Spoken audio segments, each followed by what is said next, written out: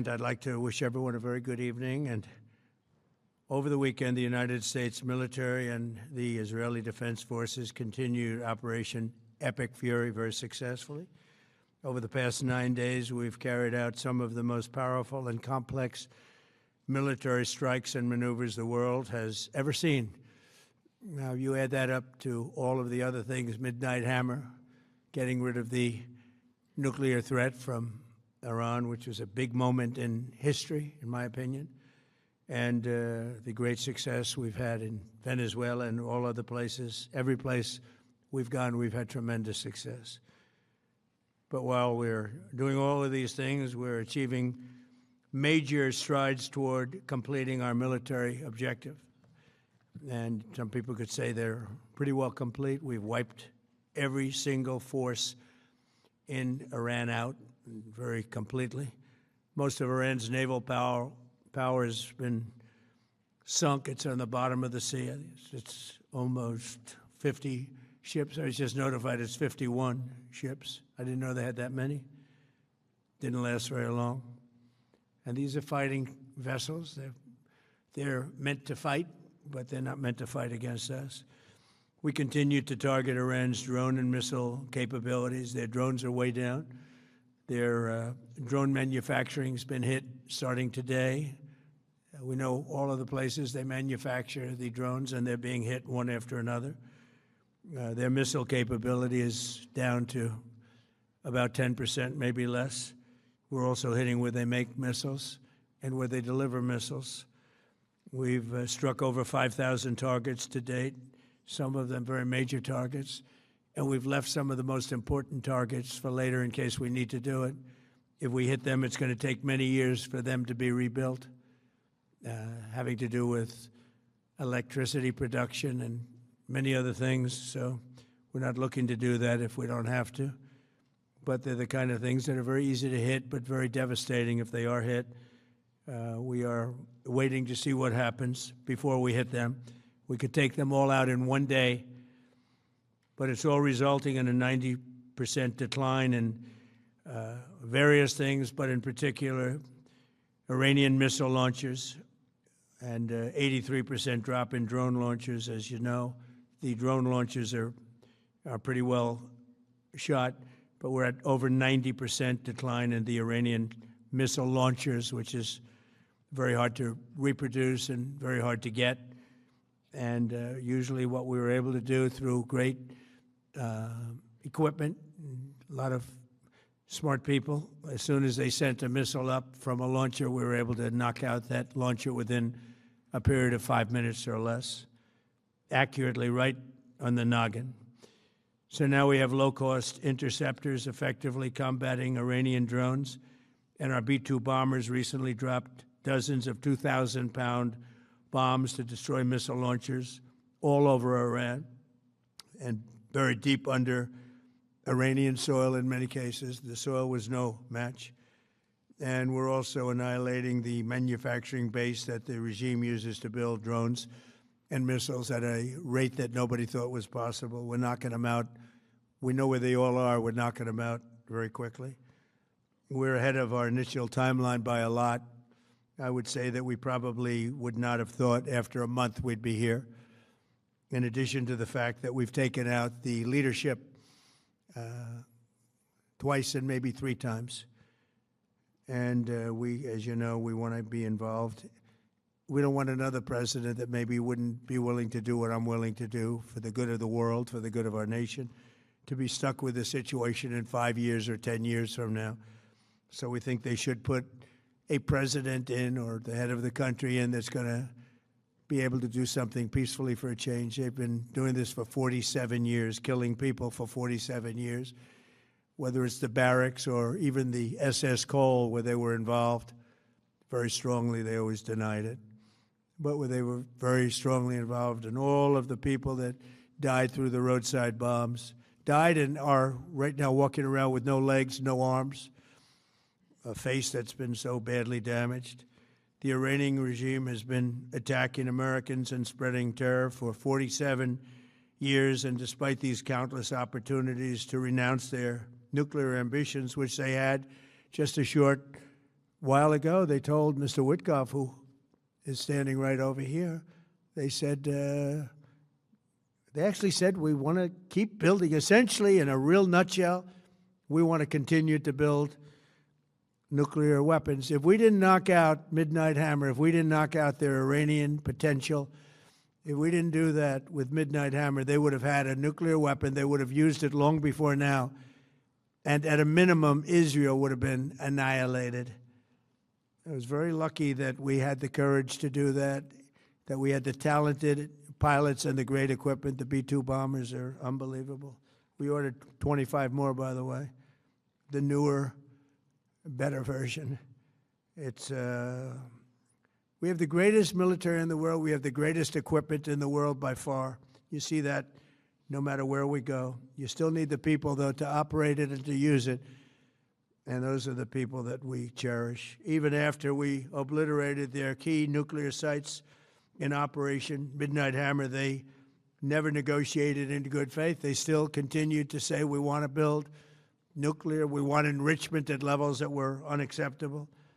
And they even turned down an offer for unlimited free nuclear fuel forever for civilian purposes. We had people offering them free nuclear fuel. They weren't interested in that because they wanted to build a nuclear weapon. So instead, the regime was trying to reconstitute its weapons program at a different site. They couldn't go back to where they were, the 3 sites that we obliterated. But they were starting work at another site, a different kind of a site. And that was protected by granite. They wanted it protected. Granite's pretty good, but they wanted it protected by a lot deeper. They wanted to go a lot deeper, and they started the process while rapidly building conventional ballistic missiles. They were going to do it all at the same time that threatened our overseas bases and soon could have reached even our homeland. The regime's intention was to use this exponentially growing ballistic missile threat to make it virtually impossible to prevent them from obtaining a nuclear weapon. So as you probably saw, they had a tremendous number of missiles, most of which are now being used or destroyed, and very unsuccessfully used because we have been able, for the most part, to shoot them all down. What incredible technology. The Patriots have been unbelievable, and other things. And the laser technology that we have now is incredible. It's coming out pretty soon. Where literally lasers will do the work of, at a lot less cost, do the work of what the Patriots are doing or what other things are doing. The situation was very quickly approaching the point of no return, and the United States found it intolerable, in my opinion, based on what Steve and Jared and Pete and others were telling me, Marco, so involved, that I thought that they were going to attack us. I thought they would, if we didn't do this at the time we did it, I think they had in mind to attack us. And if you notice, they did something which was very foolish, very stupid, I would say. They attacked their neighbors. And their neighbors were largely neutral, or at least weren't going to be involved, and they got attacked. And it had the reverse effect. The neighbors came onto our side and started attacking them, and actually quite successfully. If you look at Saudi Arabia, you look at UAE, Qatar, and others, but they were strong and they were smart, but they got attacked. Nobody, when I first heard it, I said, no, somebody made a mistake. There was no mistake. UAE had over 1,000 missiles shot at it, knocked them almost all down. On the very first day I came down the escalator in 2015, I said, quote, I will stop Iran from getting nuclear weapons, and all I'm doing is keeping my promise. Think of that. That was in 2015. I said it. It was a threat then and a much bigger threat now, but no longer a threat, not for a long time anyway. We want to keep it that way. As we continue Operation Epic Fury, we're also focused on keeping energy and oil flowing to the world, and I will not allow a terrorist regime to hold the world hostage and attempt to stop the globe's oil supply. And if Iran does anything to do that, they'll get hit at a much, much harder level. I will take out those targets that were easy and that I mentioned just before. We'll take them out so quickly, they'll never be able to recover, ever. if they want to play that game, they better not play that game. In the long run, oil supplies will be dramatically more secure without the threat of Iranian ships, drones, missiles, nuclear menace, or anything. So the Strait of Hormuz is going to remain safe. We have a lot of Navy ships there. We have the best equipment in the world, inspecting for mines. Again, most of their ships are down at the bottom of the sea, but we will hit them so hard that it will not be possible for them or anybody else helping them to ever recover that section of the world if they do anything. In recent years, the regime and its terror proxies have launched attacks on hundreds of commercial vessels. We're putting an end to all of this threat once and for all, and the result will be lower oil prices, oil and gas prices for American families. We've done that. We've done it. We brought it very low. This was just an excursion into something that had to be done. We're getting very close to finishing that, too. In the meantime, during this brief disruption, the United States is offering political risk insurance to any tankers operating in the Gulf. So we're putting up risk insurance. We'll perhaps go alongside of them for protection. We don't think it'll be necessary if it is. And if they do anything, the price will be incalculable. It will be so great that they will have wished they never did it, because you have to keep the straits flowing. With all of that, it affects other countries much more than it does the United States. It doesn't really affect us. We have so much oil. We have tremendous oil and gas, much more than we need. We have Venezuela now as our new partner, great partner. They've worked out so wonderful. We're working with the administration, the president, and it's a massive source of oil, gas, everything. But we're in a very good position, but very unfair to other parts of the world, like China as an example. I mean, we're doing this for the other parts of the world, including countries like China. They get a lot of their oil through the straits. So we're doing this. We have a very good relationship with President Xi in China. I'm going there in a short period of time, and we're protecting the world from what these lunatics are trying to do, and very successfully, I might add. We're also waiving certain oil-related sanctions to reduce prices. So we have sanctions on some countries. We're going to take those sanctions off till this straightens out.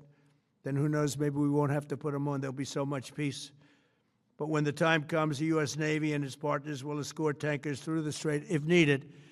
I hope it's not going to be needed, but if it's needed, we'll escort them right through.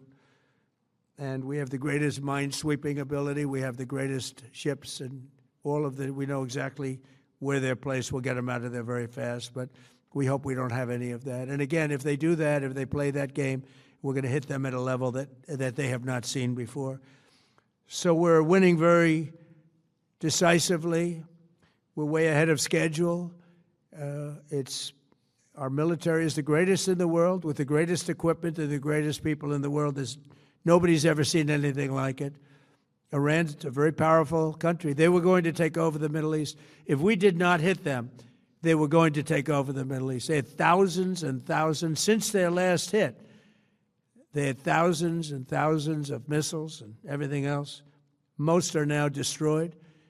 But they were going to take over the Middle East. Those weapons were aimed at Middle Eastern countries that had nothing to do with this. They were going to take over the Middle East, and they were going to try and destroy Israel. So we stopped it with good timing, and we're very proud to be involved in this, and it's going to be ended soon. And if it starts up again, they'll be hit even harder.